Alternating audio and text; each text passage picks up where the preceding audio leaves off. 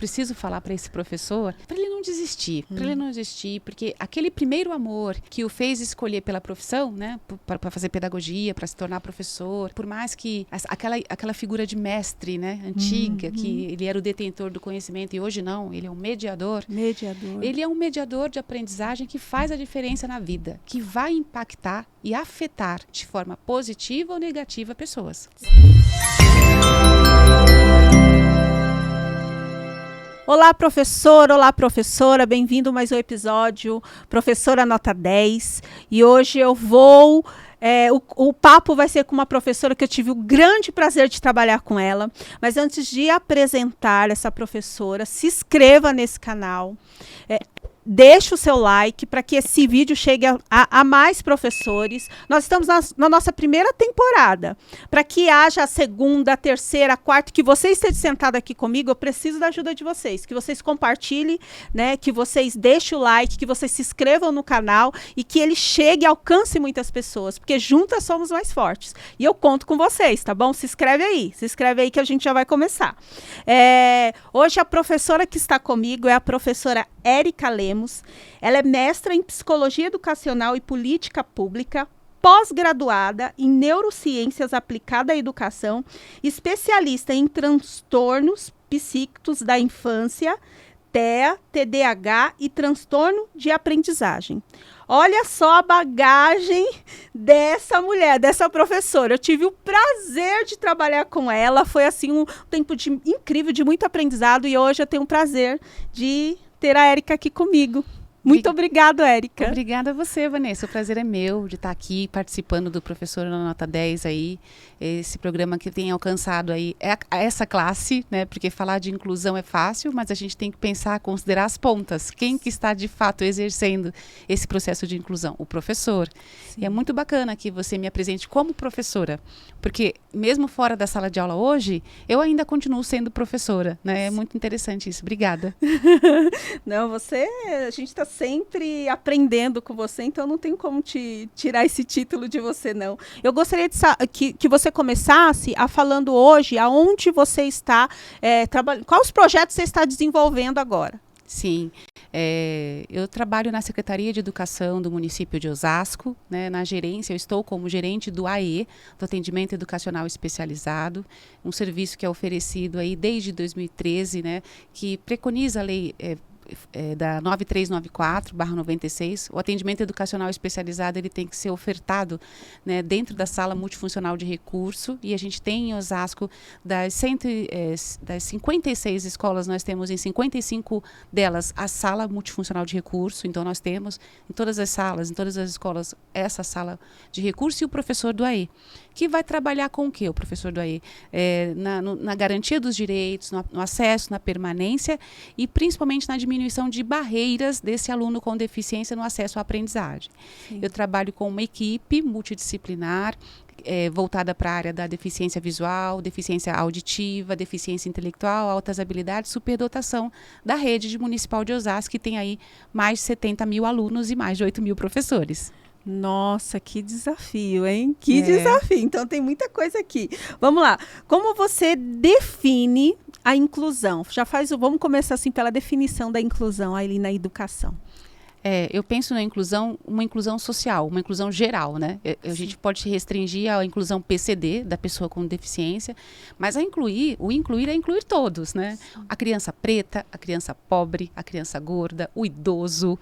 A gente tem que pensar numa inclusão como um direito do ser humano, um direito humano, né? Da pessoa humana. E quando a gente fala, né, no viés da pessoa com deficiência, aí na escola, aí a gente vai falar hoje de respeito às diferenças e não das igualdades, e que infelizmente a escola não entende isso, né? A escola, se a gente pensar que uma pessoa pode ser congelada, né, no início do final do século XIX e acordar hoje, em pleno século XXI, ele vai ver tudo diferente na nossa sociedade. Ele vai ver a tecnologia, os carros, os prédios, tudo diferente, menos a escola. A escola ela vai permanecer igual, ela permaneceu igual. Nós temos tecnologia, sim, nós temos aí recursos, mas o pensamento de deformação da escola, ele permanece. Então, a escola não forma, ela acaba deformando quando deveria formar um cidadão. Infelizmente, a gente trabalha na escola hoje com pseudociência. E isso é algo que acaba atrapalhando e atravancando os processos de aprendizagem. A gente não trabalha com prática e com evidência científica na educação, o que é uma pena. Nossa, é bem forte essa fala aí, né? De a gente não tá construindo, né? Mas a gente vem numa desconstrução eu falo assim, eu cito um exemplo aqui, Érica. Em sala de aula eu me sinto assim, ó, como se eu estivesse no mar, num grande mar, né? E aquelas ondas vindo contra mim e eu tendo que remar contra essa maré. Por quê? Sim. Porque o que eu costumo construir dentro de sala de aula, muitas vezes é desconstruído, né, na família, desconstruído Exatamente. lá fora. Eu também costumo dizer que as crianças, elas nascem ricas, né, de pensamento, achando que ela pode tudo. Eu posso ir para a lua, eu posso ser um astronauta, eu posso ser um bombeiro, eu posso o que eu quiser, um médico. E aí nós vamos limitando aquela criança e falando, ó, você não pode, até ela se convencer que ela não pode, que ela não é capaz, e a gente tira mina toda aquela capacidade daquela criança. É isso mesmo. Né? Isso é muito grave, é muito sério. Muito triste, né? Lamentável isso, né? E isso tem que trazer todos os dias uma reflexão, né, das nossas práticas, do que a gente tem feito em sala de aula realmente. A gente está contribuindo, a gente está construindo, a gente está desconstruindo. Sim. Né? É bem desafiador, mas eu acredito que é possível. Por isso que nós estamos aqui ainda, né, Érica? Sim, sim. É possível? É possível, sim, eu acredito. Enquanto acreditar, né? Enquanto tem fé e esperança, acredito que a gente está caminhando até, né? Se a gente pensar na Política Nacional de Educação Inclusiva de 2008 para cá, o que mudou? Né? Até então, vamos fazer um resgate histórico aí, né? No Brasil, a educação dos surdos aconteceu lá no Império, na época de Dom Pedro II, né? Em 1854, né? Um educador francês, veio Ernest Fouet, que veio para o Brasil e instituiu aqui ainda com Dom Pedro II, a primeira escola de surdos. Em 1857, a escola de cegos, que hoje a gente tem o Benjamin Constant. Então, nós tivemos essa inclusão lá atrás dos surdos e cegos no início, né, a escolarização deles. Mas a deficiência visual, a deficiência intelectual, o autismo, eles ficaram ali no limbo, né, por muito tempo. Se a gente considerar que o autismo ele só passou a ser considerado uma deficiência em 2012, que até a década de 70 eles estavam institucionalizados em manicômios psiquiátricos, hospitais psiquiátricos, né, que o nosso primeiro CAPS, né, nosso primeiro órgão aí de atenção psicossocial e atendimento, né, de saúde mental foi na década de 90 em São Paulo. Então a gente vê que é muito, muito novo, é tudo muito novo. E o professor ele não foi preparado, né, a faculdade, a formação do professor é muito deficitária, né? Não só do professor no Brasil, como do advogado, do médico. Sim. Mas o professor ele tinha que ter, na sua base comum curricular na faculdade, a neurociências. Ele tinha que entender do cérebro, de como a criança aprende. Ele vai trabalhar com criança, com um ser em desenvolvimento. Então, não basta só aprender as fases de desenvolvimento infantil, de Piaget, Vygotsky, Vallon, de Freud, mas ele precisa entender como é que funciona o sistema límbico, o cerebelo, as funções executivas, e o professor ele sai totalmente sem esse conhecimento. E ele sai com um conhecimento padrão. Então, as crianças não têm desenvolvimento padrão. Por isso que a gente pensa nas crianças neuroatípicas, que são as crianças com deficiência, que pensam diferente. E elas é que acabam sofrendo por conta disso. Verdade. E eu gostaria, se você se sentir à vontade, quiser, que você contasse a sua história de sucesso, porque você tem uma história linda de sucesso ali quando você falou de autismo. Porque assim, o motivo por eu ter hoje todos esses cursos aí, mais de 6 pós-graduação na área da inclusão, não foi uma escolha a princípio, foi a vida que me direcionou para isso, né? Aos 24 anos eu fui mãe pela primeira vez, eu já tinha feito a faculdade de pedagogia e uma pós em psicopedagogia, que era assim, fez pedagogia, tinha que fazer psico, né? Mas eu não sabia que ali eu achava que estava me preparando para todos, né, os alunos que eu ia encontrar na frente, mas na verdade era uma experiência de vida que Deus estava me preparando ainda para quando eu recebi meu filho, aos 24 anos que ele nasceu. O primeiro ano, o segundo ano foi uma incógnita. A gente não tem, quando é o primeiro filho, a gente não tem com quem um comparativo. Não tem referência, né? Não tem. A gente nasce uma mãe, nasce um filho, nasce uma mãe. E não recebe o manual de instrução.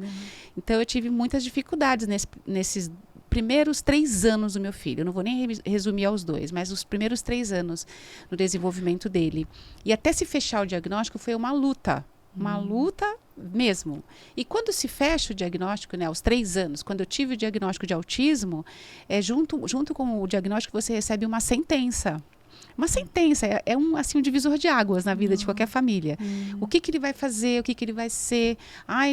Na época a gente falava de grau, né? O autismo tinha grau. Então, grau leve, moderado e severo. Antigamente era essa a nomenclatura. Hoje já não mais. Hoje a gente se remete ao nível de suporte. Então, a criança que tem autismo de nível de suporte 1, ela é antigo grau leve. Entendi. Né? Uma criança que tem um nível de suporte 2 é o antigo moderado. E o nível de suporte 3 é um grau mais severo. E o nível de suporte remete ao suporte que aquela pessoa precisa. E não ao grau de comprometimento dela. É uma visão bacana, uma visão da CIF. Né? Porque a gente tem muito no Brasil a visão de CID, de Código de Internacional da Doença. Doença. Qual é o meu CID? Qual é o CID? Por isso que se exige tanto laudo, para as pessoas terem um CID, um rótulo. Né? E a CIF, que está desde 2001 nos Estados Unidos, ele não fala de Código Internacional de Doença, é mais um Código Internacional de Funcionalidade. Então, o que essa pessoa é funcional? O que ela é capaz? Ao invés de focar na deficiência, mas na habilidade, na potência que ela tem. Então, foi muito difícil para mim, né? Os primeiros 5 anos dessa maternidade. Porque ele era uma criança disfuncional, nível 2 de suporte, que era o grau moderado, não falava, precisava de muito suporte no sentido de fono, TO, psicólogo, terapeutas, né? Então, é uma saga. E aí eu saí do luto para a luta, porque né, eu tive que fazer do limão a limonada. E fui em busca, conhecer, porque o conhecimento é o que nos salva. Né? Fui conhecer a legislação, fui buscar, me especializei em autismo, transtornos psíquicos da infância e fui oferecendo para ele esse suporte e para a família. Porque a gente acaba sendo ali, tudo é muito centrado na mãe. Você pode observar, né? 70% das mães com deficiência são mães solo. Então, a gente fica tudo centrado na gente e eu fui estudando e fui passando e graças a Deus hoje ele tem 20 anos. 20 anos. 20 anos, é um adulto funcional, extremamente funcional, ele trabalha. Que incrível. Ele termina o ensino médio esse ano. Ele não o processo de alfabetização dele iniciou numa escola regular, mas ele não se adaptou numa escola regular, a gente pode falar sobre isso, e ele foi para uma escola especializada, que é a tal escola que as pessoas criticam, né? A antiga escola especial, mas com uma outro viés, uma outra visão. Uma escola especializada com um número reduzido de alunos, né, com profissionais capacitados, que foi assim que ele se adaptou e conseguiu concluir. Não, e eu gostaria que você falasse a respeito disso, então, dessa troca. O que você sentiu? Qual que era você lembra as maiores dificuldades dele quando ele estava na escola regular e depois o ganho dele nessa escola? Sim, a escola regular, embora a gente tenha, na legislação é muito clara, né, que o ensino deve ser oferecido preferencialmente, não obrigatoriamente, preferencialmente na rede pública de ensino, né, seja estadual ou municipal. Então, é preferencialmente. Mas tentar igualar os desiguais só reforça as desigualdades. Né? A gente tem que ter uma visão equânime, de equidade e não de igualdade. Não dá para igualar os diferentes, mas a gente tem que aprender com as diferenças. Paulo Freire já falava isso. Inclusão é aprender com as diferenças e não com as igualdades. Então, o meu filho, embora ele seja um nível 1 de suporte, ele tinha muita dificuldade com o número de alunos das salas. Então, uma das dificuldades maior é essa questão mesmo do número de alunos. Né? Porque o comprometimento do TEA, principalmente, é em relação às funções sociais. Né? Esse social dele é comprometido. Né? Ele tem um pensamento imagético, concreto, e, muitas vezes ele não se faz entender, uma comunicação restrita, comportamentos disruptivos. E numa sala de aula com 30 crianças, onde os estímulos, o cheiro, o professor não tá ali para dar conta de todos eles, essa criança ela vai se desregular em algum momento. E essa desregulação vai atrapalhar a sala, vai atrapalhar ele próprio, vai prejudicar o andamento da dinâmica da sala de aula. E é por isso que os professores ficam aí exaustos, né? O ambiente de trabalho do professor hoje é um ambiente insalubre, né? Ele sofre muito com isso, porque ele tem que dar conta do conteúdo, do currículo, das exigências da secretaria, do MEC, né? O IDEB, tudo isso. E, ao mesmo tempo, ele tem que alfabetizar e, ao mesmo tempo, ele tem uma criança desregulada, que agride, que seja autolesiva, né, que se agride, ou heterolesiva, que agride os outros, que grita. E é muito difícil, professor, isso, né? Sem suporte, muitas vezes, né? Eu vejo que um dos maiores desafios, enquanto Secretaria de Educação, além da formação do professor, que eu percebo que na escola municipal, no ensino público, o professor ele recebe mais formação do que na escola particular. Sério? Sim, a escola particular realmente não forma, né? Não capacita. Não. As pessoas têm que buscar, fazer um investimento próprio nessa área. O público não, existe uma verba destinada a isso. Sim. Então, a gente faz muita formação para os professores, né? Faz chegar até eles esse conhecimento. Mas também existe uma resistência, porque se a Política Nacional de Educação Especial, na perspectiva inclusive, está aí desde 2008, nós já estamos em 2023, não dá mais para aceitar que o professor diga, eu não estou preparado. Não dá, porque ele tem que fazer esse movimento, ele tem que ser um professor pesquisador, ele tem que buscar esse conhecimento. Não dá para esperar, né? Ele tem que fazer algo. Porque a gente vê todas as outras áreas se atualizando. A medicina, ninguém esperava a Covid em 2019, 2020. Nenhum médico sabia o que era Covid. No entanto, eles foram buscar, eles reverteram, surgiu a vacina. Então, da mesma forma, a inclusão dessas crianças nas escolas. Sim. Não dá para esperar algo pronto. Né? Hoje, a visão que nós temos é uma visão muito individual. É um professor que faz a diferença, é um professor que trabalha a inclusão. Todas as mães querendo aquele professor, quando deveria ser uma visão coletiva. Né? Então, fica restrito a gente tem muita barreira atitudinal. A barreira atitudinal é, sem dúvida, o paradigma da educação especial hoje. Não depende só da formação, do recurso, depende muito do querer, do fazer também.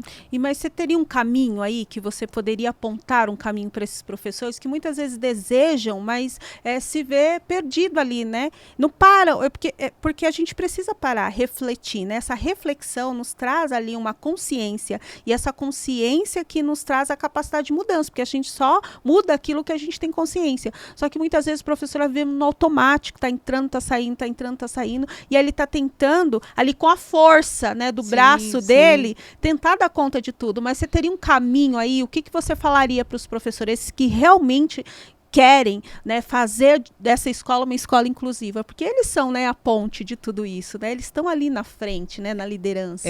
Eu costumo comparar um professor numa guerra, ele seria os arqueiros, né? Os arqueiros, a linha de frente. A linha de frente, é isso mesmo. É interessante porque, um professor, ele não trabalha sozinho. Embora pareça que ele tem total autonomia na sala de aula dele, ele tem também uma gestão, né? E muitas vezes o professor ele está preso a um modelo de gestão. Sim. Né? Uma gestão eficiente, uma gestão inclusiva, uma gestão que oferece esse ambiente acolhedor, favorece esse despontamento do professor para a inclusão. E a gente tem muitos entraves nas questões. Eu acho que o maior problema das escolas, né, quando eu vejo pensar em escola, são as relações interpessoais. As relações interpessoais na escola. Então, questões de gestão com professor, professor com professor, tem muito isso. Infelizmente, é uma classe que não é unida. Né? A gente não vê união entre os professores. É triste, mas não é. Diferente dos motoboys, de outros segmentos, movimentos, eles não se unem, né? E é triste isso. E a gente vê o quê? Professor e família se embatendo, quando na verdade deveria ser um casamento perfeito, uma parceria. Uma parceria. Né? E a gente tem também na contrapartida a família que muitas vezes negligencia, sabe, Vanessa? Muito professor, muita família que matricula o filho lá aos 4 meses na creche, e essa criança fica institucionalizada. Ele fica das 7 da manhã às 5. A mãe não sabe nem, a família não sabe nem quem é o nome da professora. Sim. A gente sabe que o professor de educação infantil, né, o PDI, é um professor muito atento às questões do desenvolvimento. Eles têm o maior conhecimento dessa criança, do desenvolvimento típico dessa criança.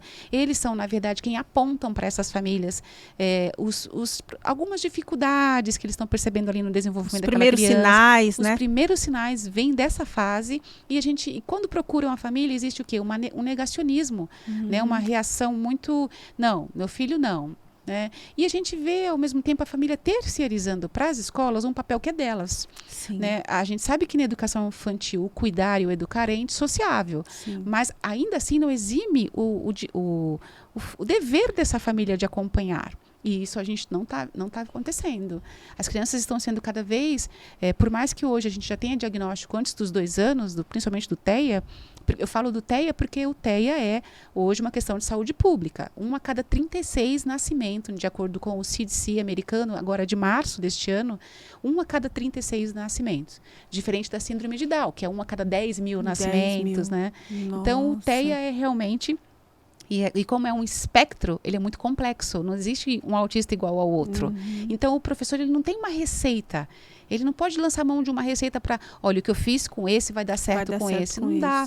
Né? A gente vê muito despreparo desse professor para lidar com essa criança, porque ele é um só na sala de aula. E a própria lei, a gente tem uma lei específica para o TEA, né? Uma lei, a 12764 de 2012, que fala do direito assegurado da educação integral do TEA e um apoio, né? Um acompanhante especializado. Mas, ao mesmo tempo, a lei não diz quem é esse acompanhante especializado. Quem é esse acompanhante? A formação desse... A formação. Em nenhum momento a legislação define.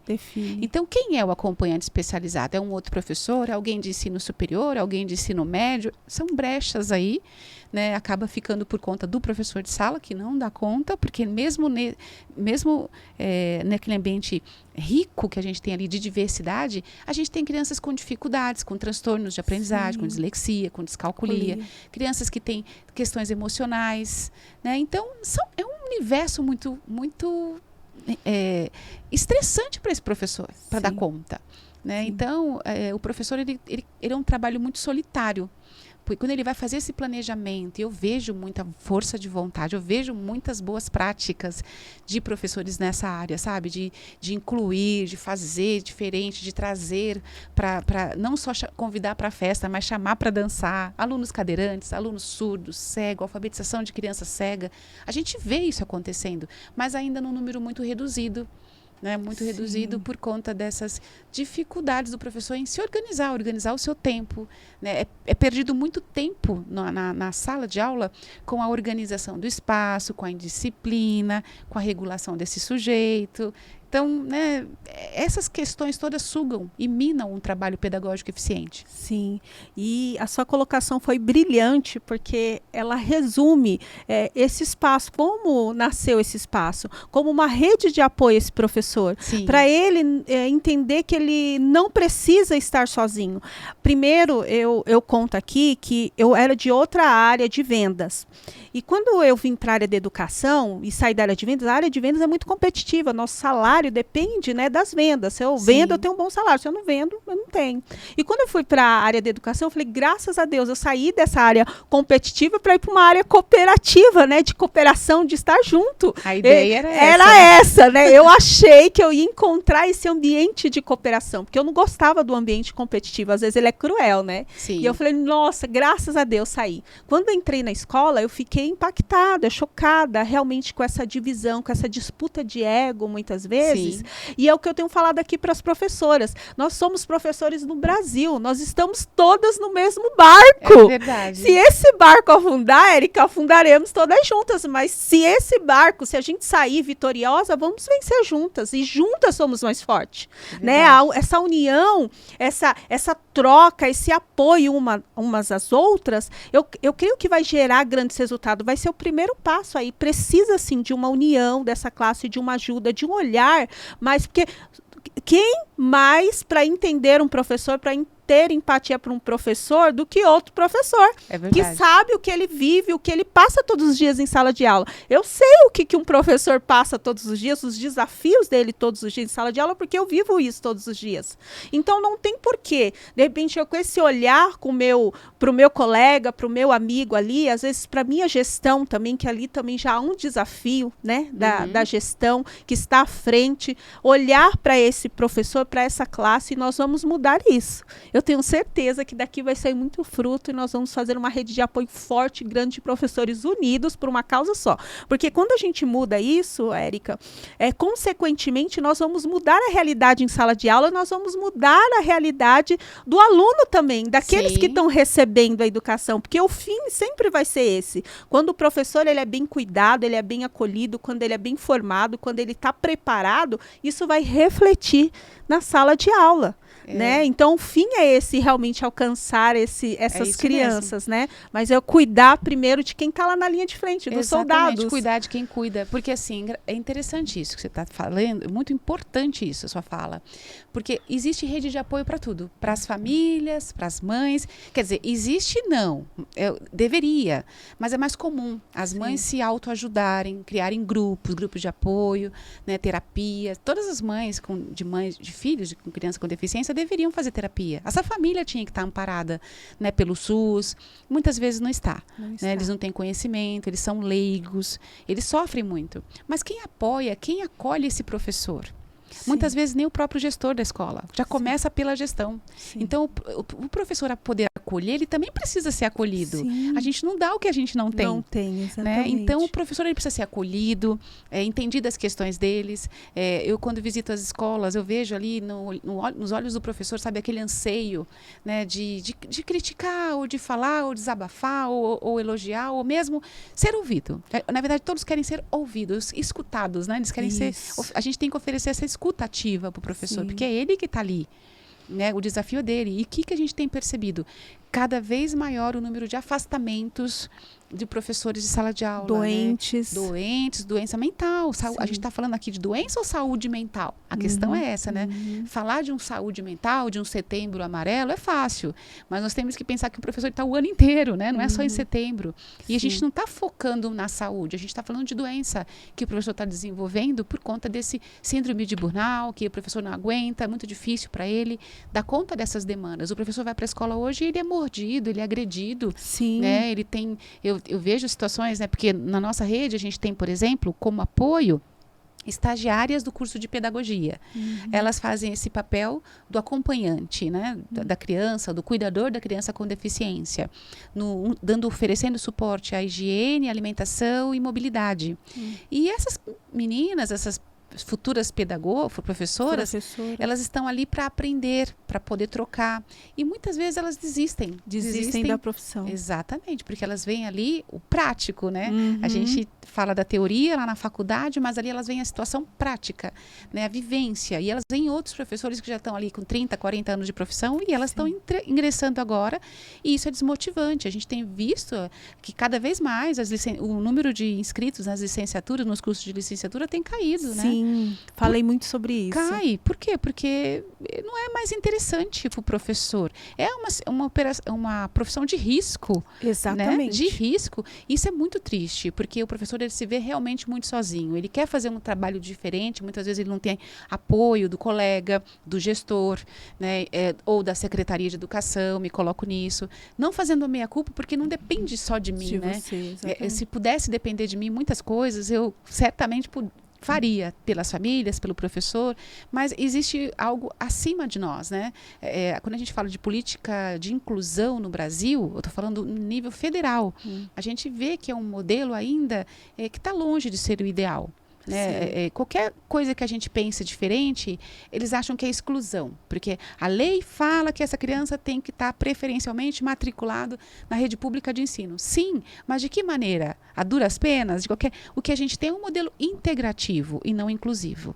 A gente tem a integração do sujeito na escola, mas inclusão será? Quando a gente pensa numa criança cega, alfabetizar uma criança cega, É muito difícil. Sim. Esse professor tem que ter conhecimento do braille, que recursos ele vai usar, né? Ou uma criança com baixa visão, ele precisa de um plano inclinado, ele precisa de uma Arial, lá uma fonte Arial 24, ou não, depende, porque o que é 24 não dá para todos. Às vezes a criança precisa só de uma fonte 18. Ele tem que ter esse conhecimento de que nível é o nível, a baixa visão dele, né? Ele precisa de uma fonte ampliada 24, 18, 14, 16. É muito específico para um professor que tem que dar conta de 30 numa sala. Né? O ensino do surdo, a escolarização das crianças surdas e com a deficiência auditiva. A língua brasileira de sinais é a primeira língua desse público. É a nossa segunda língua e a primeira desse público. E a gente vê o quê? A valorização da língua estrangeira no nosso currículo e não de Libras. De Libras, exatamente. Né? Não tem lá no ensino, desde a educação infantil, a Libras tinha que perpassar, tinha que estar presente no nosso currículo. Sim. Né? A educação do surdo tem que ser bilíngue, nessa proposta, nessa visão bilíngue. Da mesma forma, o TEA. Será que todos os TEAs têm que estar na escola regular e pública? Né? Será que todos eles teriam que ter condição? Eu digo que não. Eu digo que não e posso ser criticada por conta disso, mas é a minha experiência, né? O meu filho, que é nível 1 de suporte, que é o leve, não é tão leve assim. Ele não se adaptou ao modelo de escola regular. Por isso ele estuda numa escola especializada. E a escola especializada é o quê? Nada mais é do que uma escola regular, né? Que tem uma sala especializada. A gente chama de, na Finlândia, por exemplo, o exemplo que a gente tem, né, nos países de primeiro mundo, como a Finlândia, na Suécia, essas salas especializadas são chamadas de salas de transição também, né, nos Estados Unidos, que são salas em que essas crianças elas vão gradativamente, elas são primeiro momento, introduzidas nessa sala com um número reduzido de alunos, com menor estímulo, uma luz reduzida, com menor barulho, que é trabalhado com essas especificidades e aos poucos, gradativamente, elas vão passando a frequentar a escola, a sala regular. Regular. É uma adaptação, uma transição. Uma transição. Então, eu concordo com esse modelo. Né? Não somente eu, mas nós tivemos agora em setembro uma conferência intermunicipal envolvendo os municípios da macro-região, né, aqui do entorno. Então, Barueri participou, Santana do Parnaíba, Osasco, Carapicuíba, Jandira, Itapevi. Foram 12 municípios. E aí a gente vê que só muda o endereço, porque o desafio é o mesmo, as dificuldades são as mesmas. Todo mundo passando pelo que nós passamos. Todos. Professores doentes, família brigando, mãe doente, agredindo o professor. Sim. A situação é crítica. É crítica, né? Precisa se olhar para isso. Né? E dessa conferência se gerou um documento, um relatório, que vai aí ganhar voos, né, para a esfera estadual e federal e buscando melhorias. Nossa, quando você fala do professor ali na escola, eu vejo que muitos professores, quando eles vêm colocar as suas dificuldades, o seu desabafo, às vezes a gente chama de reclamação, mas eu vejo que eu não vejo como reclamação, eu vejo um pedido de socorro. Verdade. Né? Porque eu recebo, por exemplo, esse aluno na minha sala, no início do ano letivo, e agora não está sendo só mais um aluno, mas é 2, é 3, às vezes na mesma sala de inclusão, fora os outros 30. E aí eu preciso sentar e eu preciso ser uma eterna pesquisadora, né? Estudar a respeito da necessidade particular daquele aluno que eu estou recebendo naquele ano. Só que o professor, pela necessidade, né, que nos for imposta, a gente tem que fazer 1, 2, às vezes 3 jornadas. Verdade. Né? Por conta dos baixos salários. Sim. Que hora que esse professor, né, ele vai fazer esse estudo, esse aperfeiçoamento dele, né? Que hora que ele vai ter uma qualidade de vida, que ela vai ser mãe também, vai ser esposa, vai ter a qualidade de vida dela, porque ela está lá muitas vezes tendo que encarar 2, às vezes 3 jornadas, Sim. né, por conta desse baixo salário. Sim. Então são situações, não que o professor hoje ele está, né, porque ele quer, mas porque ele foi obrigado, ele foi colocado naquela situação, naquela condição. Verdade. Né? E quando o professor vem num aspecto de reclamação, não é reclamação, eu vejo que é mais um pedido de socorro, porque ele fala assim, eu quero muito fazer, mas eu não consigo achar um caminho, uma saída para isso. E ele se vê naquele lugar aonde ele se sente só. E que ele faz o que ele pode, Sim. né? Ele faz o que ele pode, ele tem que dar conta do conteúdo, do projeto político-pedagógico, das dificuldades da criança, mas ele também não é responsabilidade dele, porque a gente fala da educação integral do sujeito. Né? A gente pensar na educação integral pensando, valorizando os aspectos pedagógico, afeto, psicológico, motor. Então, a educação integral. Mas não se faz uma educação integral sozinho. A gente tem aí os outros setores, né? Os outros equipamentos, a saúde, a assistência social. E essa criança que vem para a escola com fome e não aprende, né? O professor está ali para ensinar. Só que a criança não aprende porque ela tem fome. Então já é uma outra área que não depende desse professor. Né? Ele precisa do CRAS, das assistências. Outra situação, a criança que não tem a medicação, que por alguma razão, ou porque a família se nega a administrar, ou porque não conseguiu na farmácia popular a medicação da criança, né? Crianças que realmente precisam. O processo de medicalização. O professor ele acaba sendo uma vítima, mais uma situação que é para ele, sobra para ele. Então, a saúde não faz o papel dela e quem sofre? O professor. Sim. Então, é isso que a gente tem que pensar, que a inclusão não depende só da educação. É um trabalho intersetorial. Tem que ter ali a assistência social, o lazer, o esporte, tudo. Porque a cada 10 pessoas com deficiência no Brasil, 7 estão fora do mercado de trabalho. Porque as crianças com deficiência, elas crescem. Sim. Né? Meu filho já tem 20 anos, ele já é um adulto. Ele trabalha hoje, vaga PCD. Então, assim, eu vejo que tem muita vaga PCD. Não porque as pessoas são boas, mas porque é lei, né? É lei. É cota, é o sistema de cota, né? E assim, mas o problema é que, ao mesmo tempo em que se oferece essas vagas, não se prepara as pessoas que vão receber esse PCD no mercado de trabalho. Sim. Tem essa ponta também. Sim. Né? Não prepara a empresa para receber. Da mesma forma, a escola não é preparada. Né? E quando a gente fala a comunidade escolar como um todo, não é só o professor. Esse trabalho não é só do professor, ele não está sozinho. Sim. É o pessoal da limpeza, é o servente, a merendeira, todo mundo. Né? Precisa de uma aldeia inteira para educar uma criança, né? Sim. É essa a filosofia africana. E o que você tem assim destacado bastante, eu acho, me veio agora à memória, eu fiz um vídeo que eu fazia um comparativo em relação, porque o nosso atual modelo de ensino foi lá adotado em 1900 por Benjamin Constant. Era esse o nosso atual modelo de ensino. Sim. E na época, e eu fiz uma analogia, na época o principal meio de transportes era o burro.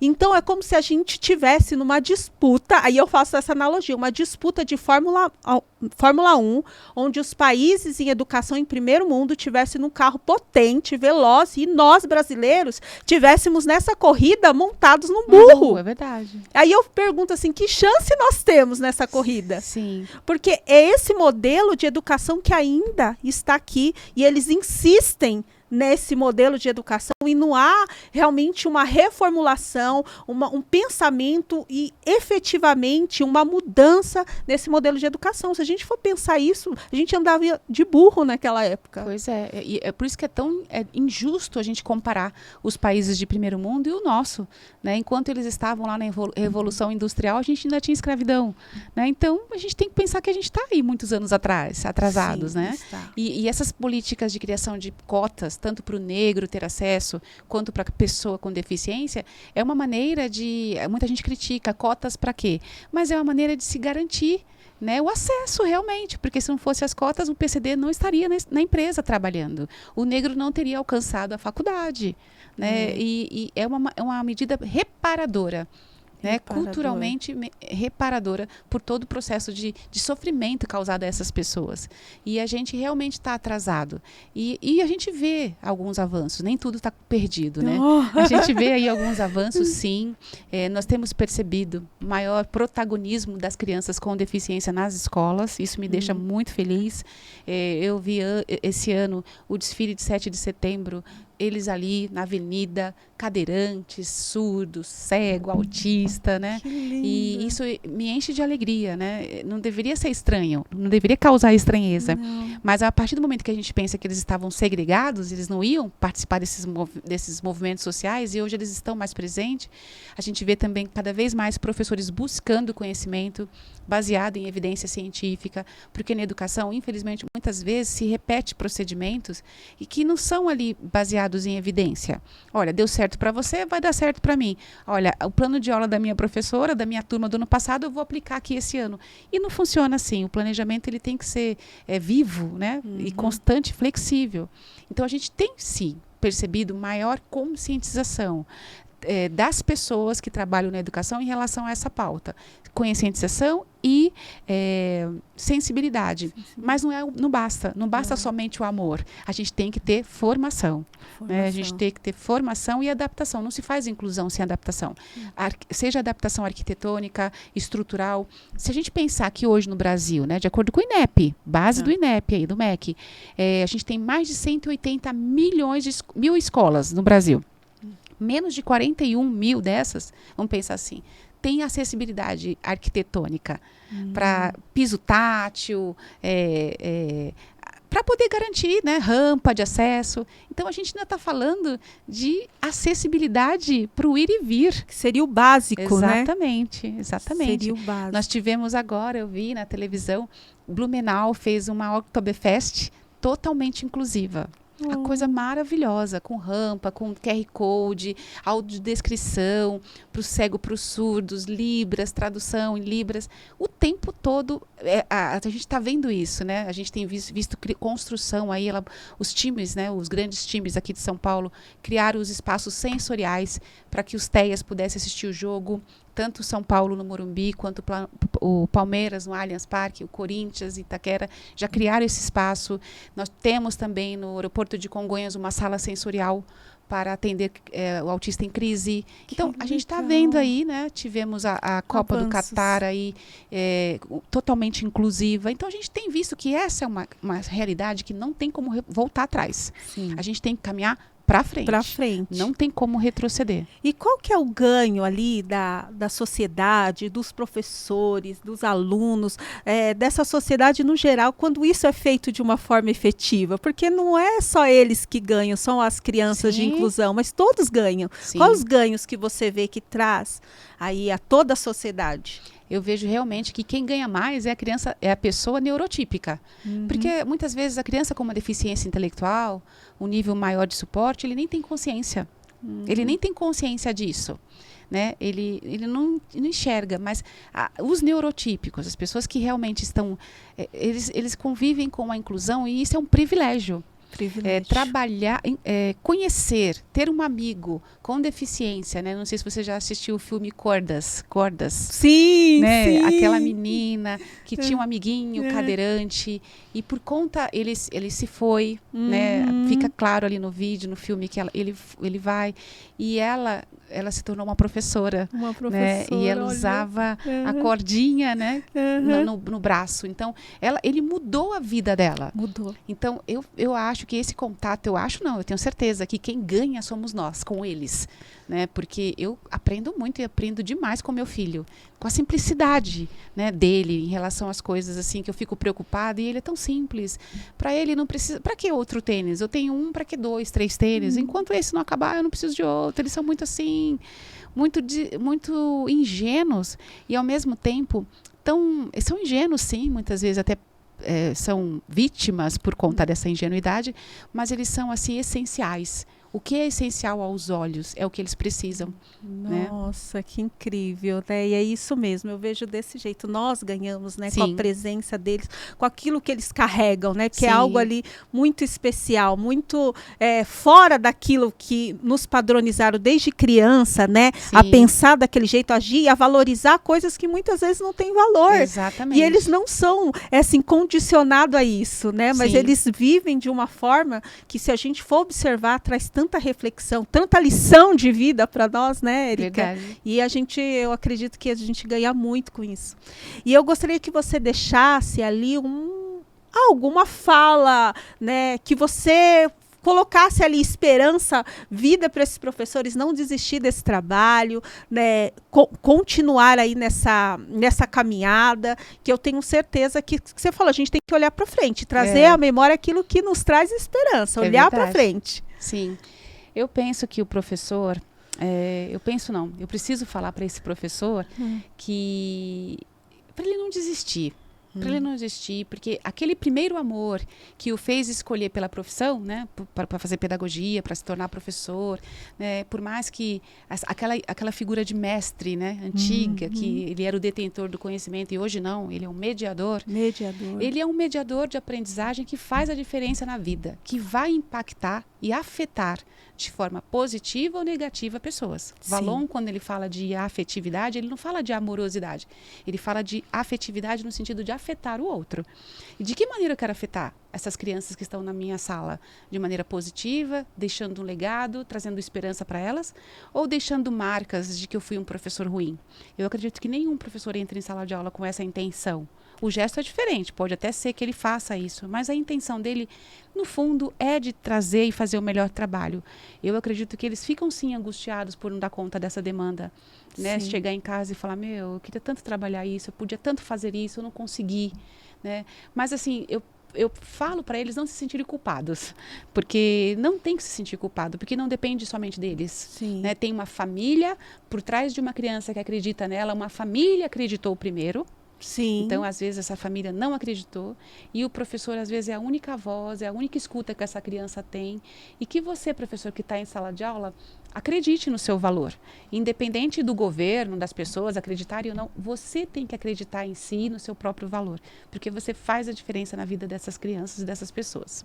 Nossa, incrível. É isso. Professor, eu sou fruto de um professor. Quando esse projeto nasceu, eu contei essa história, que eu era uma improvável, que a minha vida tinha tudo para dar errada e ela foi resgatada por um professor. Então, quando eu penso em professor, eu penso em salva-vidas. Minha vida foi resgatada por uma professora que serviu para mim como exemplo, como inspiração. E milhões de exemplos negativos, eu tive um exemplo positivo, que foi uma professora aos 10 anos de idade. Eu falei, eu quero ser como ela, eu quero ser como a Andréia. O nome dela era Andréia, eu lembro do cheiro dela, eu lembro das palavras dela, eu lembro isso fazem 35 anos e eu lembro exatamente como que era a Andréia para mim. Ela é viva aqui na minha memória. Eu acredito que existe um ditado que fala que o aluno supera o mestre, né? E você se tornou uma ótima professora, né? Então, você deve ter se superado aí, superou a Andréia. Porque você se tornou uma ótima professora e mais, está fazendo esse trabalho maravilhoso de valorização da área do profissional, que eu acredito que vai ser um sucesso. Parabéns. Obrigada. E eu quero te dar um presente. Esse livro aqui foi escrito pela Júlia Miranda. A Júlia Miranda é minha filha. Ela escreveu esse livro aos 14 anos. Nossa, é uma escritora. Isso aqui é fruto de um professor, tá? Sim, que fruto legal. De um professor. É isso aqui que nos motiva, isso aqui que é o nosso combustível, que nos traz esperança de não desistir, porque minha filha foi aluna a vida toda de escola pública, está se formando agora no ensino médio, mas ela se descobriu ali como um talento. O primeiro livro dela? Esse publicado, mas ela já está escrevendo uma trilogia, ela está se programando para fazer um curso de escrita criativa fora do Brasil, que esse curso não é oferecido aqui no Brasil. Sim. Né? Então ela vai precisar sair para fazer essa formação. Legal. E aí, o fruto de um professor aí. Que bacana, presente. Parabéns para a Júlia e para você, né? Porque eu acredito que você também, se tem esse fruto aqui, esse livro, é porque você, como mãe, incentivou, ela teve um suporte, né? Sim. Em casa, e vai ser o primeiro de muitos, né? Que bom, obrigada pelo presente. E nós temos que ser intencional com ela. Eu saía e ela falava, mãe, traz um presente, eu trazia um gibi, trazia um livrinho. Meus presentes sempre foram livros, então fica uma dica aí para as professoras, para as mães que estão assistindo. O filhinho sempre pede, né? Mãe, você vai sair, traz alguma coisa para mim? O que eu levava? Um livro. E ela, assim, leu muito e aí se descobriu como escritora. E eu tenho certeza que você vai ser uma escritora de sucesso, minha filha. Best-seller. Já tá certo. É isso, Érica, a gente está chegando ao fim. Eu gostaria que você convidasse, né, outros professores, as pessoas da área da educação, que é apaixonado pela educação, assim como você, como eu, que acredita, né, nesse agente transformador que é o professor, né, e vem aqui, né, nesse espaço aqui de fala, que nem você mesmo colocou muito bem, de fala, que a gente possa levar esses professores à reflexão e fazer uma rede de apoio forte. É essa a ideia mesmo, porque a gente cuidando desses professores, eles vão cuidar e vão refletir tudo isso em sala de aula. Como sugestão para você, eu acho que você devia convidar uma professora que seja uma mãe atípica. Porque a gente tem muita professora, né, atuando ali e vive essa vida dúbia, né? Assim, eu sou mãe e sou professora. Ela enfrenta as dificuldades como mãe da deficiência e, ao mesmo tempo, ela é professora. Então, ela está ali. É uma situação que a gente vê uma dificuldade muito grande. Ela quer fazer um trabalho inclusivo na escola, até porque ela sabe dessa necessidade e da dificuldade, ao mesmo tempo tem uns entraves. Então, uma dica. Ai, que legal, adorei. Pode deixar. E é isso, muito obrigada, Imagina, Érica. Obrigada a você pelo esse espaço, pela oportunidade aí de escuta. Foi um prazer, eu tive o prazer de fazer um trabalho com a Érica, assim, um ser humano fantástico, uma profissional excelente que serve de inspiração para mim até hoje. Que bom. É por isso que eu te chamei aqui, porque eu precisava ali do teu conhecimento e, acima de tudo, dessa experiência sua pessoal, né? Que ela é muito... Você não está falando daquilo que você ouviu falar, mas daquilo que você viveu. Que você vive. Todos os dias Isso né? nos traz uma autoridade, porque você venceu, você foi uma mãe que foi lá, que buscou e fez toda a diferença na vida do teu filho e não deixou só ali, tem ampliado, né? Tem levado esse conhecimento e ajudado a fazer diferença na vida de outras crianças. Parabéns. Obrigada. Olha, sou sua fã. Obrigada, minha querida. Obrigada, Vanessa. Obrigada. Imagina. Disponha.